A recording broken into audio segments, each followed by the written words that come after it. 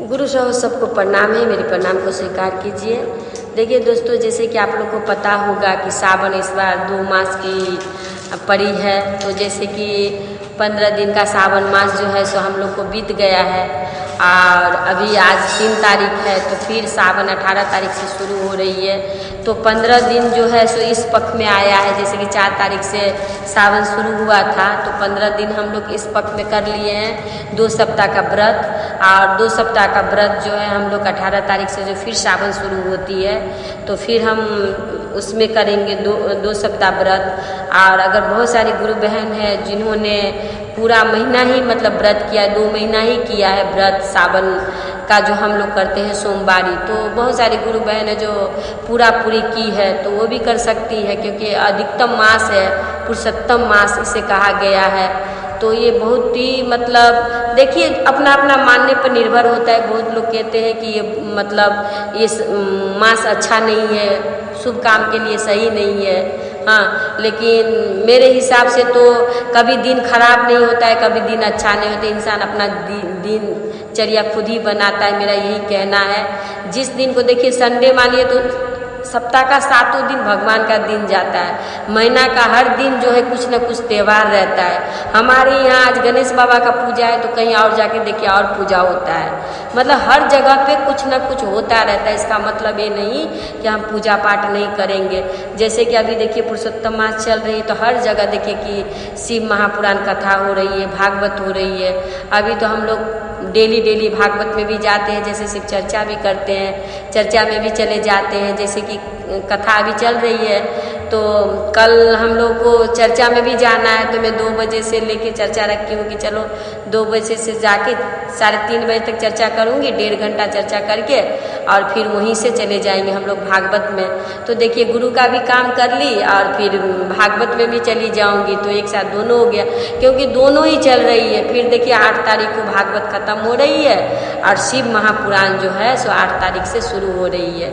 तो फिर देखिए यहाँ पे सीए मार्केट के पास, सीए आइलैंड के पास मतलब कहीं भी ये शिव महापुराण शुरू होने वाली है। तो अगर आप लोग अगर आसपास में रहती हैं, अगर आप लोग आना चाहें तो आप लोग भी यहाँ आएँ। और ये भागवत जो अभी चल रही है, कृष्ण कथा जो अभी चल रही है, बिग बाज़ार 13 नंबर टंकी बिग बाज़ार जो है सॉल्ट लेक में, तो वहाँ पर भागवत चल रही है। बिग बाज़ार 7 तल्ला पे चल रही है, तो हम लोग वहाँ पर अभी अटेंड कर रहे हैं। तो आप लोग को अगर इच्छा करें तो आप लोग वहाँ भी जा सकती हैं, भागवत भी अटेंड कर सकती है। क्योंकि भगवान का कथा कहीं भी हो हमें श्रवण करना चाहिए, शिव चर्चा कहीं भी हो हमें जाना चाहिए, हमें तो यही सिखाया गया है। अब भगवान का भक्ति आप कितना भी करिए, तो वो खाना थोड़ी ना है कि खाएंगे तो पेट फट जाएगा, चाहे हम लोग बदहजमी हो जाएगी। भगवान का कथा है, जितना सुनेंगे उतना हमारा दिनचर्या अच्छा होगा, सब कुछ अच्छा होगा। तो आप लोग अगर पूरा महीना से शुरू माने 4 तारीख से जैसे सावन शुरू हुआ है, तब से अगर आप कर रही हैं व्रत तो बहुत अच्छी बात है। और नहीं अगर कर रही है तो फिर 18 तारीख से जो सावन शुरू हो रही है, तो आप 2 ठो करिएगा, 2 ठो पकड़ाएगा। उसके बाद शायद 1-2 तारीख को रक्षाबंधन है, तो फिर ये अगस्त महीना है, सितंबर में शायद 1-2 तारीख को शायद रक्षाबंधन है। तो हो सके तो 2 शायद उसमें होगा, 2 इसमें होगा, 4 ठो। तो इस तरह से अब इस बार हो गया है। तो सब पूजा पाठ भी आप जानते हैं कि सब आगे बढ़ रहा है। पूजा भी, दुर्गा पूजा भी इस बार आगे बढ़ गया है हम लोगों को। तो इसी तरह से जो है सो कथा हमें करनी चाहिए, शिव चर्चा करना चाहिए।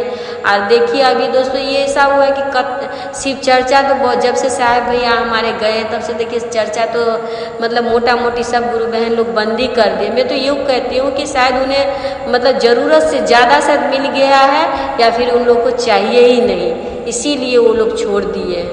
बहन लोग अगर किसी में बोलती हूँ, आप लोगों को बहुत सारी गुरु बहन मुझे कमेंट में लिखती हैं कि मेरे जीवन में बहुत कष्ट है, बहुत तकलीफ है। बस कुछ नहीं बहन, शिव को पकड़े रहिए, गुरु को पकड़े रहिए, गुरु को ध्यान करिए, देखिएगा आपका जीवन से कष्ट यूँ चली जाएगी। भरोसा, देखिए मेन भरोसा रखिए। भरोसा जब रखिएगा तभी आप ईश्वर को क्योंकि भगवान को आप कोई नहीं देखे हैं। जैसे कि पानी का क्या कलर है, कोई नहीं देखा है। पानी को जिसमें भी ढालिए उसी कलर में आपको नजर आएगा। जैसे कि पेड़ हिलता है तो हम समझते हैं कि हवा बह रही है, उसी तरह भगवान को हम किसी ने नहीं देखा है, लेकिन हमारे जीवन में कोई कष्ट आता है, हम गुरु को याद करते हैं कि गुरु हमारा जीवन में एक कष्ट आया है, बहुत तकलीफ आया, इसे दूर कर दीजिए ना, हम इसको नहीं ये कर सकते हैं, तो टल जाती है, तो हम बोलते हैं हमारा गुरु बहुत दयालु, हम पे दया किए हैं। अनुभव जो करते हैं, जो महसूस करते हैं, जो कोई आकर हमारे जीवन में जो कष्ट है हमारा आकर के उसका खात्मा कर दे, तब हम कहते हैं कि नहीं ये तो हमसे नहीं होता भाई, ये तो हमारे पड़ोस वाले ही आए थे।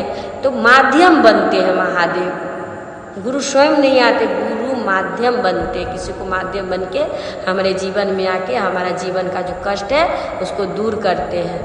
तो शिव को क्या चाहिए, उनको क्या चाहिए, महादेव को देखिए हम लोग अभी सावन में बोलती है बहुत सारी गुरु बहन, चलो गंगा नहाने जाते हैं, चलो भूतनाथ जाते हैं। अरे गंगा भी नहा के जाएंगे तो मन को थोड़ी ना धो लेंगे, वो धुआ जाएगा अंदर से, बस नहा लोगी। इसके करते घर में ही नहा रही हो तो घर में नहा, पर किसी को अनहित मत करो, किसी के बारे में बुरा नहीं सोचना है हमें, चाहे वो गंगा नहाए नहीं नहाए तब भी हमारे लिए सब कुछ अच्छा है, क्योंकि हमें किसी के बारे में बुरा सोचना ही नहीं है। अगर हमारे बारे में कोई सोचे भी तो हमारे गुरुदेव बैठे हुए हैं ऊपर उसका निवारण करने के लिए, क्योंकि इंसान अगर कोई थप्पड़ मारे तो हम लोग तो झेल लेंगे, लेकिन अगर उनका डंडा एक पड़ जाए तो किसी को पता भी नहीं चलेगा कि इनका डंडा पड़ा है मेरे ऊपर में, समझ। इस तरह से गुरु का ये है।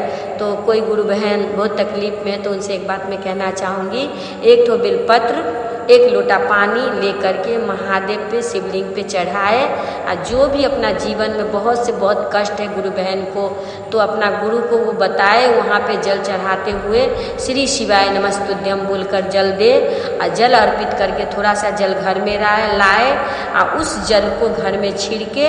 अगर किसी को पति पत्नी में मतभेद है, मान के चलिए किसी को घर में बहुत मतभेद है, बहुत परेशानी है, तो उस पानी को लाकर अच्छी तरह से शिवलिंग को आपको धो लेना है, धो करके एक बेलपत्र शिवलिंग पे देना है, और एक बेलपत्र जो जहाँ से जलाधार है, जहाँ से जल निकलती है वहाँ पे देना है सुख सुंदरी के नाम से, और उसके नीचे कटोरा लगाना है। आप शिवलिंग पे जल देते हो, वो जल नीचे को ओर आके आपके कटोरा में आता है, उस जल को आपको घर में लाना है, और उस जल को आपके जिसके साथ भी आपका तकलीफ है, कष्ट है, तो उनको पिलाइए। कोई बीमार है तो उनको पिलाइए, कोई बहुत तकलीफ है उनको पिलाइए।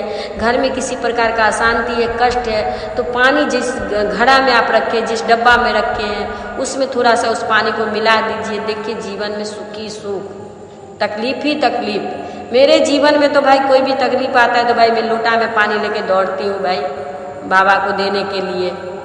अगर किसी और के भी तकलीफ हो और मुझे कहा जाता है कि दीदी मीन के जीवन में ऐसा ऐसा प्रॉब्लम है, तो चलो आप तो करते ही हैं, मैं भी आपके लिए थोड़ा कर लूँ, क्या जाता है। आप भी तो कोई ना कोई मेरा लग रही हो ना, गुरु बहन बोली हो तो बहन हो ना, आप मेरी भाई बोली हो तो आप मेरा भाई, हम लोग तो सब एक ही माँ बाप के औलाद हैं, इसी हिसाब से कर देती हूँ।